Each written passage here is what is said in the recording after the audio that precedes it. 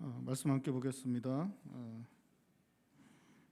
요한복음 4장 43절에서 54절입니다. 요한복음 4장 43절에서 54절 교독하시겠습니다. 이틀이 지나며 예수께서 거기를 떠나 갈릴리로 가시며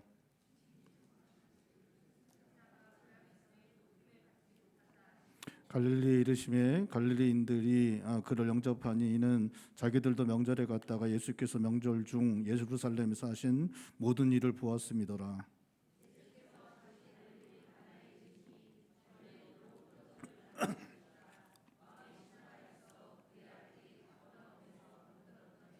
그가 예수께서 유대로부터 갈릴리로 오셨다는 것을 듣고 가서 청하되 내려오셔서 내 아들의 병을 고쳐 주소서 하니 그가 거의 죽게 되었습니다.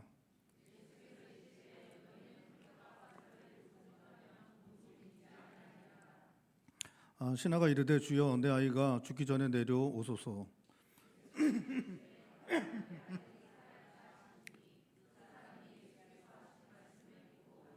내려가는 길에서 그 종들이 오다가 만나서 아이가 살아있다 하거늘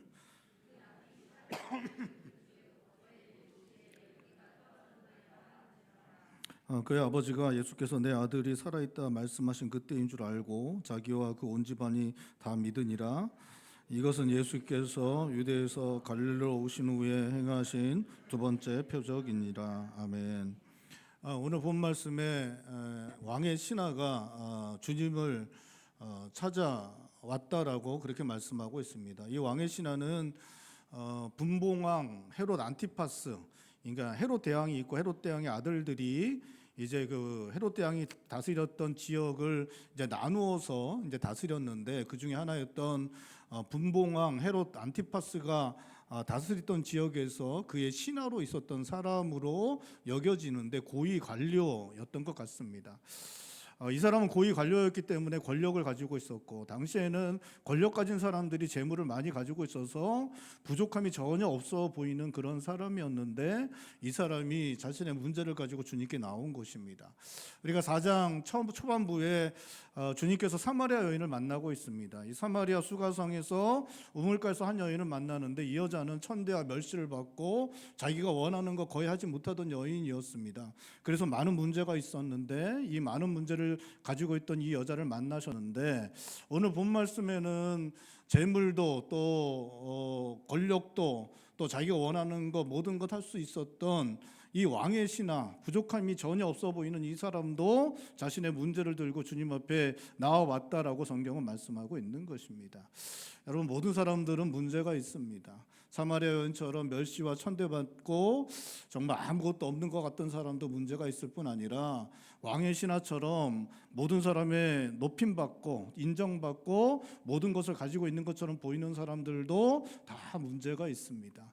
사람은 죄를 지음으로 말미암아 우리에게 생명과 모든 것을 무한히 공급해 주셨던 하나님으로부터 단절되었습니다. 그래서 부족함을 갖게 되어서요. 모든 사람들은 부족함이 있을 수밖에 없습니다. 그래서 그 부족함이 있을 수밖에 없기 때문에 모든 사람들은 주님 앞에 나올 수밖에 없습니다. 모든 사람들이 주님 앞에 나올 수밖에 없는 사람들이라는 것을 우리가 잊어서는 안 됩니다. 여러분, 그렇기 때문에 우리의 문제가 있을 때 주님 앞에 나와야 합니다. 그리고 나만 문제가 있다는 식으로 생각해서는 안 됩니다. 모든 사람들은 문제가 있고 그리고 그 문제를 주님 앞에 가지고 나와야 하는 것입니다.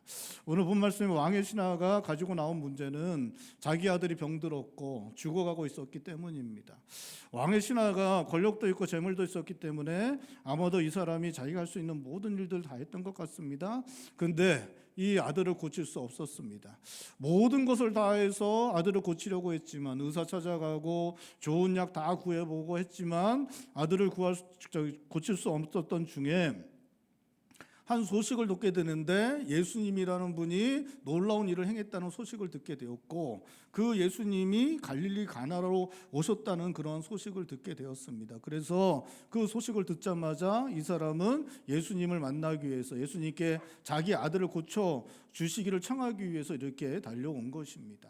예수님은 갈릴리 가나에서 그 결혼식장에서 물로 포도주를 만드시는 이적을 행했습니다. 또 요한복음 2장 23절에 보면 예루살렘에서도 이적을 행했다라고 그렇게 말씀하고 있습니다. 이 왕의 신하는 예수님이 행하셨던 그 이적들에 대한 소문을 들었고 그 놀라운 일을 행하셨기 때문에 그러한 분이라면 자기의 아들의 병도 고칠 수 있을 것이라는 생각을 가지고 이렇게 달려온 것입니다. 이 갈릴리 가버나움에서 가나까지 거리가 한 34km 정도 된다고 합니다. 이렇게 34km 정도 되면 어느 정도 되냐면 인천에서 서울 중심부까지 가는 게 이게 이제 뭐 인천시청에서 서울시청까지가 라면 이제 정확하게 길이가 나오는데 어쨌든 그 정도 길이가 한 30km에서 35km 정도 된다 그러더라고요. 그러니까 인천에서 서울 중심부까지 가는데 한 35km 정도 되는데 그 정도 거리라고 합니다. 여러분 사람이 열심히 걸으면 얼마나 걷냐면 한 5km 정도 걷습니다. 열심히 걸으면 5km 정도 걸어요. 그러니까 우리가 42.195km를 2시간 만에 2시간 10분 20분 걷는 뛰잖아요. 그러니까 엄청나게 빨리 뛰는 거예요. 그게 한 100m를 17초 정도 뛴대요. 제가 마지막으로 100m 뛴 게 한 19초 정도 뛰었거든요. 100m. 제가 고등학교 다닐 때는 고등학교 다닐 때는 한 14초 이 정도 뛰었는데 마지막에 20살쯤 다 돼갖고 한번 뭐 때문에 뛰었는지 모르겠는데 어때 뛰었을 때 한 19초 정도 뛰더라고요. 근데 17초로 그렇게 빠르게 뛰어야 2시간 만에 가는 겁니다. 사람이 빨리 걸어도 제일 빨리 걸었을 때 한 5km 정도 걸을 수 있습니다. 그렇게 5km 정도 걸으면 한 34km이기 때문에 빠르면 7시간, 좀 늦으면 8시간. 중간에 쉬어서 먹고 그러면 한 9시간, 10시간 걸리는 그 거리입니다. 그러니까 아침 일찍 떠나도 오후 늦게라든가 저녁 때 정도 이렇게 도착할 수 있는 거리인데 예수님이 갈릴리 가나에 오셨다는 이야기를 듣자마자 가버나움에서 여기까지 그렇게 이제 온 것입니다. 그렇게 와서 이 사람이 이제 주님께 자신이 청하는 모습을 보여주고 있습니다. 우리 47절인데 47절 말씀 우리 한 목소리로 읽어보겠습니다. 47절입니다. 그가 예수께서 유대로부터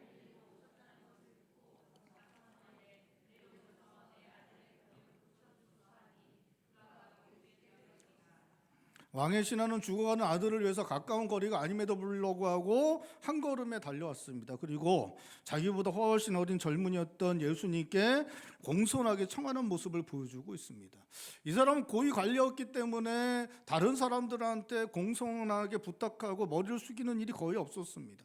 요즘은 이제 많이 달라졌죠. 요즘 많이 달라져서 이렇게 이제 고위 관리라든가 국회의원 같은 사람들도 일반 시민한테 머리 숙이고 하는 게 너무 자연스럽지만 당시만 해도 그런 일은 거의 없었습니다. 그런데 이 사람이 자신의 사회적 지위나 모든 것 내려놓고 예수님께 자기 아들 살려달라고 그렇게 머리를 숙이는 그런 모습을 보여주고 있습니다.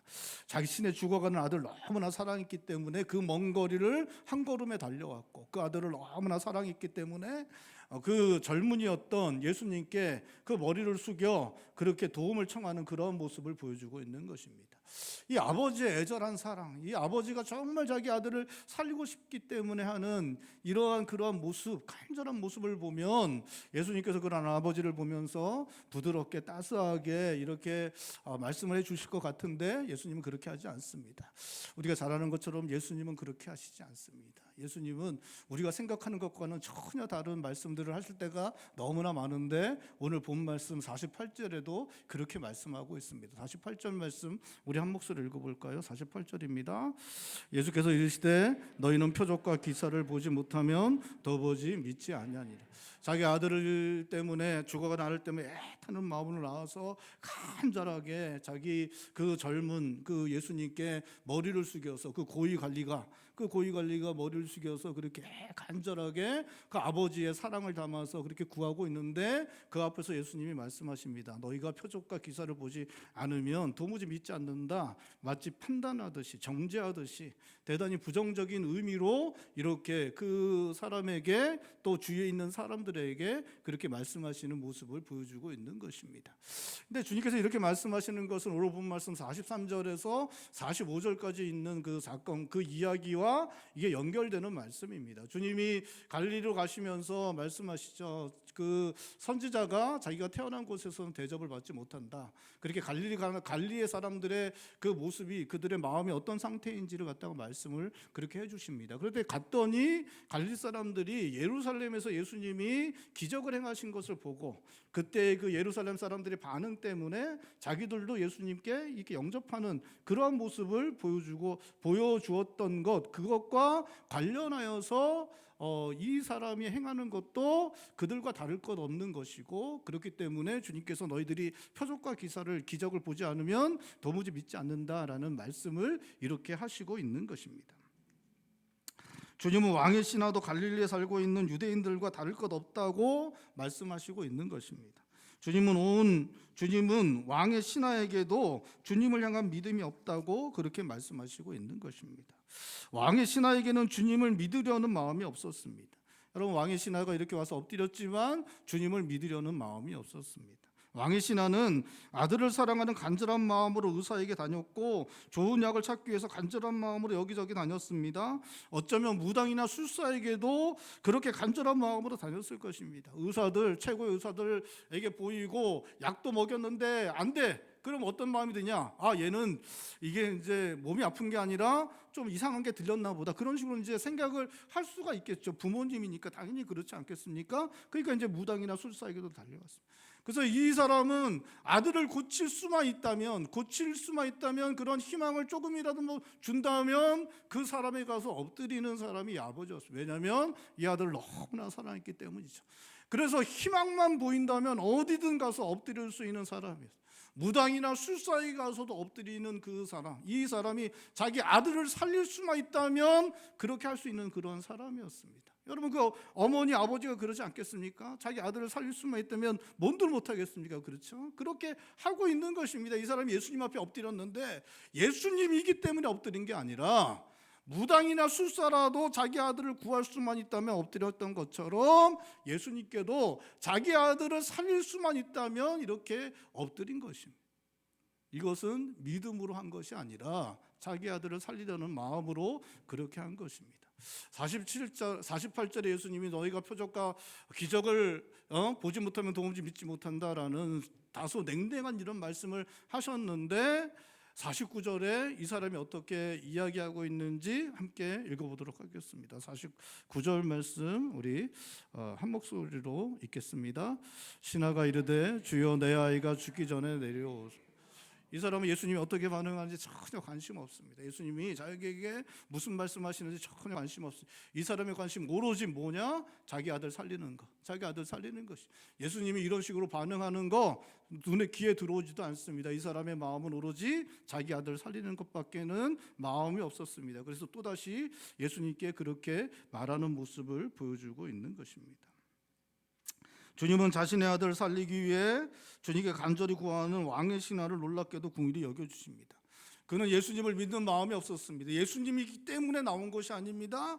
예수님이 그냥 자기 아들을 살릴 수 있으니까 예수님께 나온 것이고 그러한 마음으로 간절한 마음으로 구하고 있습니다. 예수님 아십니다. 이 사람이 나에 대한 믿음이 없다는 것을 알고 있습니다. 그럼에도 불구하고 이 사람을 긍휼히 여기십니다. 그 아들을 사랑하는, 그 아들을 살리기를 원하는 이 사람의 간절한 마음을 주님께서 받아주십니다. 그를 긍휼히 여겨주시고 그의 아들을 살려주십니다. 50절 말씀 우리 한 목소리 읽겠습니다. 50절입니다.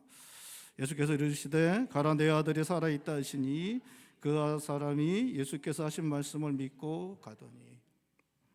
4장의 주님은 사마리아 여인을 만나셨고 사마리아 여인을 통해 사마리아의 수가라는 동네 사람들이 주님을 믿게 된 것이 4장에 기록되고 있습니다. 4장의 초반에 그 사마리아 수가에 사는 그 여인도 그 동네 사람들도 주님을 믿을 마음이 완전히 열려져 있었습니다. 그래서 주님 말씀만 하니까 그 사람들이 다 주님을 믿었습니다. 그들은 추수할 그러한 무르익은 곡식과 같은 사람들이었습니다. 그들은 주님을 믿었고 주님을 믿음으로 받아들였습니다. 그런데 오늘 본 말씀에 갈릴리에 살던 유대인들도 왕의 신하도 심령이 준비되어 있지 않았습니다. 여러분, 이 왕의 신하는 이방인이 아니었습니다. 이 사람은 유대인이었습니다. 이 사람은 예수님에 대한 소문을 잘 듣고 있던 그런 사람이었습니다. 그럼 믿으려면 믿을 수 있는 사람이었는데 이 사람에게 믿음이 없었습니다. 그들에게 주님께서 말씀하신 것입니다. 표적과 기적이 없으면 너희가 도무지 믿지 않는다. 주님께서 이렇게 말씀하신 것입니다. 표적과 기적이 없으면 너희가 믿지 않는다라는 이 말씀은 사실은 부정적인 말씀이지만 이 말씀을 돌려 생각해 보면 표적과 기적이 있으면 어떻게 한다고요? 이 사람들이 믿는다라는 그런 말씀입니다. 주님은 표적과 기사가 없으면 믿지 못하는 자들을 믿도록 하기 위해 왕의 신하에 죽어가던 아들을 살려주시는 일을 오늘 본 말씀에 행하시고 있는 것입니다. 여러분, 물론 주님께서 이것 때문만 이 사람을 아들을 살려주신 것은 아닙니다. 그들을 불쌍히 여기셨기 때문에 그 마음을 받아주셨기 때문에 이 사람의 아들을 살려주셨지만 오늘 본 말씀 43절에서 54절에서 요한이 이야기하고 싶은 가장 큰 이유는 바로 표적과 기적이 없으면 믿지 못하는 자들이 표적과 기적이 있으면 믿게 되는 것을 보여주시려고 이 일을 하셨음을 요한은 우리들에게 말해주고 있는 것입니다. 50절에 너의 아들이 살아있다고 주님께서 말씀하셨을 때 왕의 신하는 아들을 살리기 원하는 간절한 마음으로 주님의 말씀을 믿음으로 받아들였습니다. 왕의 신하는 주님의 말씀을 믿고 가버나움으로 돌아갔다라고 그렇게 말하고 있습니다. 그렇게 돌아가는 중에 왕의 신하는 놀라운 소식을 듣게 됩니다. 왕의 신하는 가버나움으로 가고 있었고 그 가는 길에서 아들이 살아났다는 소식을 전하기 위해 자신에게로 오고 있던 종들을 만나게 됩니다. 그러니까 왕의 신하는 가나에서 가버나움으로 가고 있고 가버나움에서 왕의 신하의 집에 있던 종들이 오고 그 오던 중에 중간에서 이렇게 만난 것입니다. 이 이제 가버나움에서 있던 왕의 신하의 종들은 그 왕의 신하의 아들이 정신을 차리고 낳는 것을 이렇게 보게 된 것입니다. 가끔 정신 차렸을 거니까 정신 차린 거 보고서 이게 그냥 있었던 일이 반복되는 거 아닌가 싶다가 한두 시간 보니까 완전히 이게 기력이 회복되고 살아나는 것, 그것을 이제 다시 이게 그렇게 보고 나서 이렇게 이제 오게 된 것입니다. 그 사람 왕의 신하의 종들은 왔고 왕의 신하는 가다가 둘이 만나게 됐고 물어보니까 이 아들이 다시 이렇게 회복하게 된 그 시점이 예수님이 살아있다라고 말했던 그 시간과 동일하다는 것을 왕의 신하가 알게 됩니다. 그리고서 그가 예수님을 믿게 되었고 이 모든 것들을 온 집안 사람들에게 이야기하니까 함께 온 집안 사람들도 다 함께 예수님을 믿게 되었다라고 그렇게 말하고 있습니다.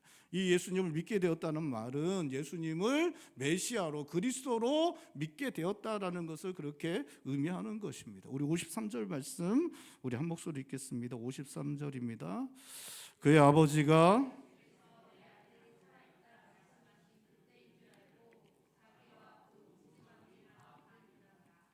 왕의 신하에게는 주님에 대한 믿음이 없었습니다.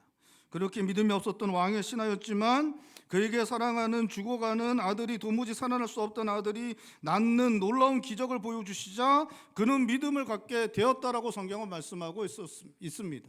예수님을 믿지 않고 예수님을 받아들이지 않은 사람이었습니다. 그런데 놀라운 기적이 일어나니까 그가 예수님을 믿게 되었다라고 성경은 말씀하고 있는 것입니다. 여러분, 믿음이 없던 자들이 주님이 보여주신 기적을 통해 믿음을 갖게 되는 일이 일어날 수 있습니다. 그리고 그 믿음은 참 믿음으로 성장할 수 있습니다. 그 믿음이 자라나면 굳건하고 견고한 믿음이 될 수 있습니다. 믿음이 없던 사람이 하나님께서 보여주시는 기적을 통해 확신 갖고 복음을 받아들여 믿음을 갖게 되는 것, 하나님의 은혜로 주어지는 것입니다. 하나님의 은혜로 주어지는 기적을 통해 그 표적으로 말미암아 닫혔던 마음이 열리는 역사가 일어납니다. 믿을 것 같지 않던 사람들이 믿음을 갖게 되는 역사가 이루어지게 되는 것입니다. 여러분, 우리는 기적을 구해야 합니다. 기적을 구해야 합니다. 기적을 통해 믿는 역사가 일어날 수 있습니다. 여러분, 믿으실 수 있길 바랍니다. 여러분, 우리는 우리의 가족들을 구원하기 위해서 기도해야 됩니다. 여러분, 우리의 가족들을 구원하기 위해서 우리가 해야 될 가장 먼저 해야 되는 것은 안드레가 베드로에게 했던 것처럼 해야 됩니다. 와보라 같이 교회로 이끌고 주님께로 이끄는 일들을 해야 됩니다. 여러분, 그렇게 하면 믿습니까? 많이 안 믿죠. 많이 안 믿습니다. 왜 믿지 않는 남편, 믿지 않는 아내, 믿지 않는 자녀들을 위해서 우리가 뭘 해야 됩니까? 삶으로 보여줘야죠. 삶으로 보여줘야 됩니다. 우리가 순종하고 말씀대로 순종하는 모습을 보여줘야 됩니다. 순종하면 우리의 남편, 아내, 우리의 자녀들이 돌아옵니까? 잘 안 돼요. 잘 안 됩니다. 여러분, 그럼 뭘 해야 됩니까? 그럼 뭘 해야 돼요? 오늘 성경이 말씀하고 있잖아요. 뭘 해야 됩니까? 기적이 일어나야 돼. 기적과 표적이 일어나지 않으면 믿지 않기 때문에 여러분 기적과 표적이 일어나야 돼. 여러분 기적이 일어나길 기도해야 됩니다. 우리의 남편이 돌아오기를, 아내가 돌아오기를, 자녀들이 돌아오기를, 부모님이 돌아오기를, 우리 친척과 형제들이 돌아오기를, 내 사랑하는 친구들이 돌아오기를 위해서 하나님 기적을 허락하여 주시옵소서 기도해야 되는 것입니다. 하나님이 기적을 행하시는 것을 별로 좋아하지 않습니다. 하나님께서 우리 이 세상을 창조하셨죠. 하나님께 창조하셨죠. 뭘로 창조하셨냐? 창조 질서대로 창조하셨어요. 그래서 하나님 창조 질서대로 세상이 흘러가도록 놔두셨습니다. 그게 하나님의 오묘한 그 섭리 가운데 완성하셨어요. 이 세상을 완성했습니다. 하나님께 창조 질서 이 세상을 완성하셨어요. 완성한 곳에 하나님께서 초월적으로 역사하시는 것이 그게 기적인데, 하나님께서 그렇게 초월적으로 역사하시는 것을 즐기시는 분이시냐? 그렇지 않습니다. 하나님의 완전한 완성된 이 창조 질서 안에, 이 창조 세계 가운데 하나님께서 그렇게 초월적으로 역사하시는 것은 특별한 경우에 그렇게 하시는 것입니다. 여러분, 그 특별한 경우가 영원히 믿고 구원을 얻는 그러한 놀라운 일들, 그 일들을 위해 하나님께서 그 특별한 경우를 사용하십니다. 여러분 믿으실 수 있기를 바랍니다. 우리가 믿지 않는 우리의 형제자매, 우리의 아버지 어머니, 우리의 사랑하는 자녀들, 친구들, 우리 함께 살아가는 사람들 구원하기 위해 여러분 와 보라 권해야 됩니다. 그것으로 안 되면 우리가 정말 순종하며 우리의 삶을 통해 그들의 마음을 돌이키기 위해 우리가 헌신할 수 있어야 됩니다. 내려놓을 수 있어야 합니다. 근데 그거로도 안 되면 하나님 기적을 허락하여 주십시오. 기도해야 됩니다. 하나님 기적을 허락하여 주십시오. 기도해야 되는 것입니다. 우리 한마음교회 우리 성도들의 가정 가운데, 삶 가운데 이 기적의 역사가 일어날 수 있길 바랍니다. 우리 성도님들의 오랜 기도가 하나님께 상달되어서 그 기적의 역사가 일어나고, 그것 통해서 우리의 가족들이, 우리 친구들이, 우리 함께 살아가는 사람들이 돌아오는 놀라운 일들이 일어날 수 있기를 주님의 이름으로 축원드립니다. 오늘 본 말씀에서 주님은 기적과 표적으로 말미암아 믿음을 갖고 구원 얻는 일은 있을 수 있는 일이긴 하지만, 믿음 갖기 위해 표적을 구하는 것은 바람직하지 않은 것으로 주님은 말씀하십니다. 그러니까 믿음 갖도록 기적이 일어나는 것, 이거가 있을 수는 있고 그것을 통해 믿음도 갖게 되고 구원도 얻지만 이게 그렇게까지 바람직한 일은 아니라고 주님은 말씀하십니다. 48절에서처럼 주님은 대단히 부정적으로 말씀하시고 있습니다. 주님은 마태복음 12장과 16장에서도 악하고 음란한 세대가 표적을 구한다고 말씀하시고 있습니다. 음란한이라는 말은 혼의 정사를 하는, 간통을 하는 이라는 뜻을 가진 말로 하나님께 신실하지 못한 신앙을 버린이라는 의미를 쓰여지는 말입니다. 하나님께 신실하지 못한 사람들이 표적을 구하는 것이라고 말씀하고 있는 것입니다. 우리의 믿음을 유지하기 위해 기적을 구하는 것, 우리의 믿음을 유지하기에 기적에 의존하는 신앙생활, 옳지 않다 말씀하시는 것입니다. 뜨거운 신앙을 유지하기 위해 기적과 신비한 체험을 기대하는 것, 바람직하지 않다고 하시는 것입니다. 기적이나 신비한 체험을 구하며 쫓아다니는 것은 믿음이 없기 때문에, 신실하게 주님을 따르지 못하기 때문에 나타나는 모습이라고 주님은 말씀하십니다. 하나님의 능력으로 말미암은 기적의 역사는 분명히 믿음의 문을 여는 도구로 사용될 수 있습니다. 우리의 믿음을 견고히 세우는 도구로도 사용될 수 있습니다. 하지만 우리가 기적과 표적을 통해서 믿게 되었는데 또다시 기적에만 매달리고 그러한 것들을 쫓아다닌다면 우리의 믿음은 잘못된 것이다 말씀하고 있는 것입니다. 여러분, 주님을 믿는 우리가 믿어야 하는 것은 기적과 표적이 아니라 우리 주님이시고 주님께서 우리에게 주신 언약의 말씀입니다. 주님을 향한 믿음은 표적과 기적을 구하는 것 아니라 주님의 말씀, 하나님의 말씀, 언약의 말씀을 믿는 믿음으로 나타나야 하는 것입니다. 여러분, 기적과 표적이 일어난다고 여러분 믿음이 드러나는 것이 아닙니다.